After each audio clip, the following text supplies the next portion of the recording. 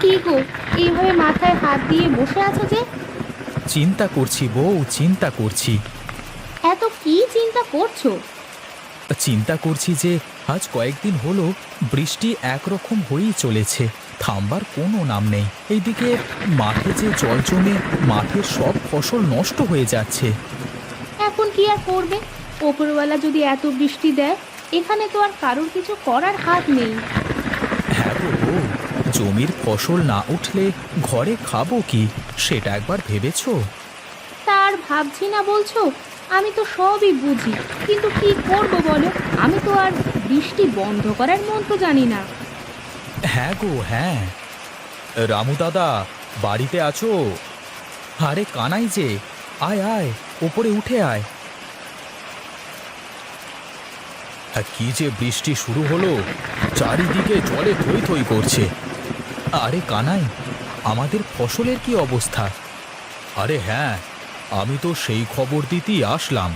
তোমার জমিতে জল জমে সব ফসল নষ্ট হয়ে গেছে। বলিস কি রে কানাই? হ্যাঁ দাদা, আমি ঠিকই বলছি। এখন কিভাবে সংসার চালাবো আর কিভাবে নতুন ফসল মাঠে চাষ করব? দাদা, এত ভেঙে পড়লে চলবে বলো? কিছু তো চিন্তা করে বের করতে হবে, যা জলে চাষ করা যায়। জলে চাষ করা যায়? হ্যাঁ দাদা, তাছাড়া তো আর কোনো উপায় নেই, কারণ জল কমতে কমতে তো কয়েক মাস কেটে যাবে। এতদিন তো আর জমি ফেলে রাখা যায় না, তাহলে তো অনেক ক্ষতি হয়ে যাবে। হ্যাঁ, তা তুই ঠিকই বলেছিস। আচ্ছা দাদা, আমি তাহলে এখন উঠি। দেখো ভেবেচিন্তে কিছু পাওয়া যায় কিনা, আর জলে চাষ করা যায় এমন কিছু ভেবে পেলে আমাকে বলো, কেমন? আচ্ছা ঠিক আছে।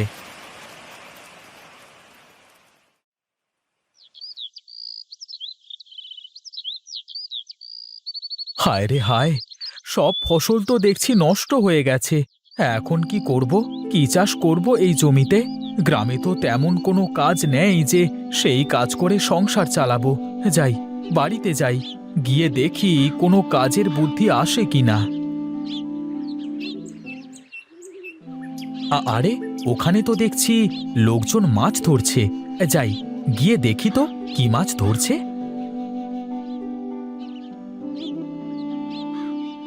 আরে হরি, কি মাছ পাচ্ছিস? হ্যাঁ দাদা, এবার দেখছি এই নতুন জলে প্রচুর চিংড়ি মাছ হয়েছে, আর তার সাথে এই রুই মাছ আর শিঙি মাছও পাচ্ছি, বুঝলে? চিংড়ি মাছ? হ্যাঁ, এই জমিতে চিংড়ি মাছ চাষ করব।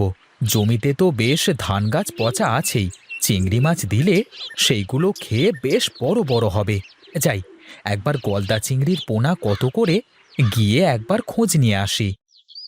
ও রামু দাদা, কি হলো? কোনো কথা না বলে চলে যাচ্ছ যে? আমার একটা কাজের কথা মনে পড়ে গেছে, পরে কথা হবে। আমি এখন যাই, হ্যাঁ। আরে রামু দাদা যে, তা এই সকাল সকাল কোথায় চললে? ও কানাই, আমি তো মনে মনে তোকেই খুঁজছিলাম। যাক, ভালোই হলো তোর সাথে দেখা করে। আমাকে খুঁজছিলে? তা কি মনে করে খুঁজছিলে? শোন কানাই, জলে চাষ করবার মতো একটা বুদ্ধি পেয়েছি। কি চাষ করবে দাদা? চিংড়ি চাষ করব কানাই, চিংড়ি। চিংড়ি চাষ করবে মাঠে?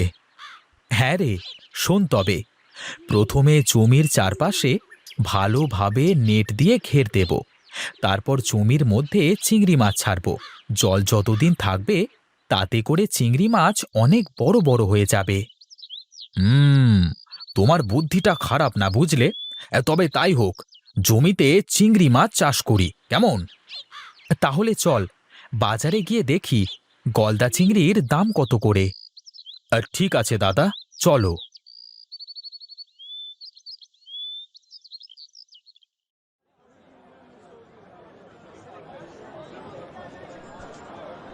আরে রামু দাদা আর কানাই, তোমরা আমার দোকানে, তা কি মনে করে গো? গোপাল দাদা, তোমার কাছে গলদা চিংড়ির পোনা আছে? হ্যাঁ হ্যাঁ, তা থাকবে না কেন? তা এবার কি এই মাছ চাষ করবে নাকি গো দাদা? হ্যাঁ, তাই তো ভাবছি। বেশ ভালো মানের গলদা চিংড়ি আছে। যদি চাষ করো তাহলে বেশ ফলন পাবে। তাই নাকি? তাহলে আমাদের 2 কেজি করে দুজনকে দাও তো দাদা। হ্যাঁ হ্যাঁ, দিচ্ছি। তা তোমাকে কত টাকা দিতে হবে দাদা? 400 টাকা দিলেই হবে। বলছিলাম কি দাদা, ফসলের অবস্থা। আরে হ্যাঁ হ্যাঁ, বুঝেছি বুঝেছি। ঠিক আছে, সমস্যা নাই। তোমার হাতে যখন টাকা আসে তখন দিয়ে যেও, কেমন? তোমাকে অনেক ধন্যবাদ গো গোপাল দাদা, অনেক ধন্যবাদ। আরে ধন্যবাদ দেওয়ার কি আছে? আমরা তো একই গ্রামে বসবাস করি, তাই না? এখন একজনের বিপদে আর একজন এগিয়ে যাবে, এটাই তো স্বাভাবিক। এখন তাহলে আমরা চলি দাদা। শোন কানাই, আমি বাড়ি থেকে নেট নিয়ে আসি, তুই জমিতে গিয়ে দাঁড়া, কেমন? ঠিক আছে দাদা।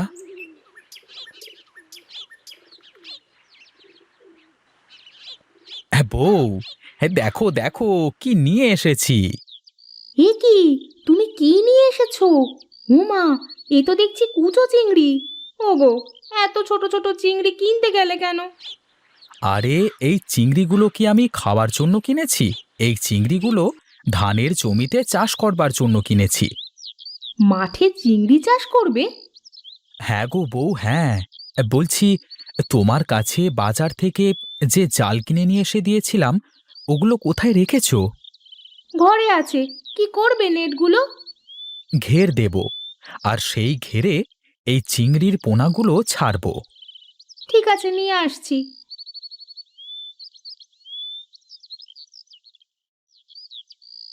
এই নাও নেট।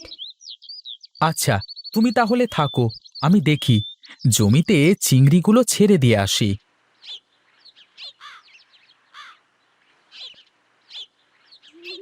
আরে কানাই, তুই তো দেখছি তোর জমিতে ঘের দিয়েছিস। হ্যাঁ দাদা, তোমার আসতে দেরি দেখে ভাবলাম কাজটা একটু আগিয়ে রাখি। বেশ, ভালোই করেছিস। নে, এখন আমার জমিটা ঘের দিতে সাহায্য কর।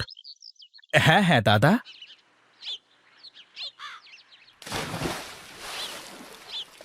যাক, এবার কাজ শেষ। শোন কানাই, এখন এই মাছগুলোর ঠিকমতো যত্ন নিতে হবে, রোজ খাবার দিতে হবে। ঠিক আছে দাদা, সে নিয়ে তুমি চিন্তা করো না। ঠিক আছে, তাহলে এখন চল, বাড়িতে যাই। হ্যাঁ দাদা, চলো।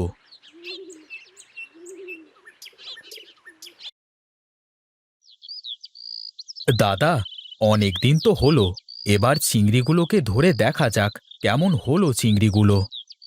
হ্যাঁ হ্যাঁ, তা তো করতেই হবে, দেখতে হবে না চিংড়িগুলোর কি অবস্থা।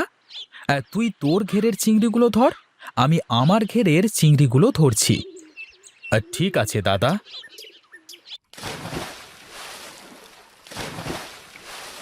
দাদা, তোমার চিংড়িগুলো এত বড় বড় হলো কি করে? আমি তো তেমন কিছুই দিইনি, শুধু মাঝে মধ্যে কিছু খাবার আদি। না না, এটা তো হতে পারে না। নিশ্চয়ই আমার চোখ ফাঁকি দিয়ে কোনো সার দেয়, সেগুলোর জন্য এত বড় বড় চিংড়ি হয়েছে। এটাই হবে। কি রে, কি চিন্তা করছিস? না মানে দাদা, আমি ভাবছি আমিও তো কত রকমের খাবার সার দিলাম, তাতেও আমার চিংড়িগুলো বড় হলো না। তুমি এমন কি আজব সার দাও, তাতে তোমার চিংড়ি এত বড় বড় হলো? আজব সার? কি হলো দাদা, হাসছো যে? আরে, চিংড়ির প্রিয় খাবার কি বলতে পারিস? আমি যতদূর জানি, গলদা চিংড়ির প্রিয় খাবার হলো পচা ঘাস পাতা। হ্যাঁ, তুই ঠিক বলেছিস। শোন, আমার জমিতে ধান ছিল, জল জমবার কারণে সেই ধানগুলো পচে নষ্ট হয়ে গেছে। চিংড়ি সেইগুলো খেয়ে বেশি বড় বড় হয়েছে। ও আচ্ছা, এবার বুঝলাম। তাহলে এই হলো আজব চিংড়ির সার। হ্যাঁ রে, তুই তোর ঘেরে কিছু লতাপাতা ফেলে দেখবি, চিংড়িগুলো কত বড় হয়। ঠিক আছে দাদা, এরপর থেকে তাই করব। তা দাদা, এখন চিংড়িগুলো বিক্রির ব্যবস্থা করো। হ্যাঁ রে, চল কিছু চিংড়ি ধরে বাজারে বিক্রি করতে যাই।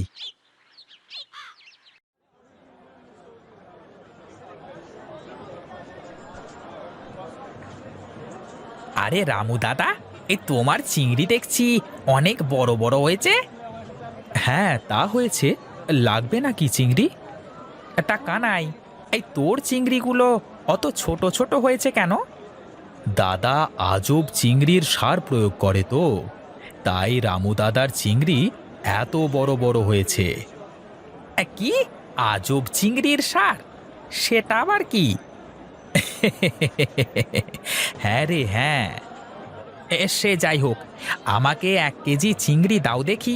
হ্যাঁ, খেয়ে দেখবো আজব চিংড়ি সারের চিংড়িগুলো কেমন খেতে।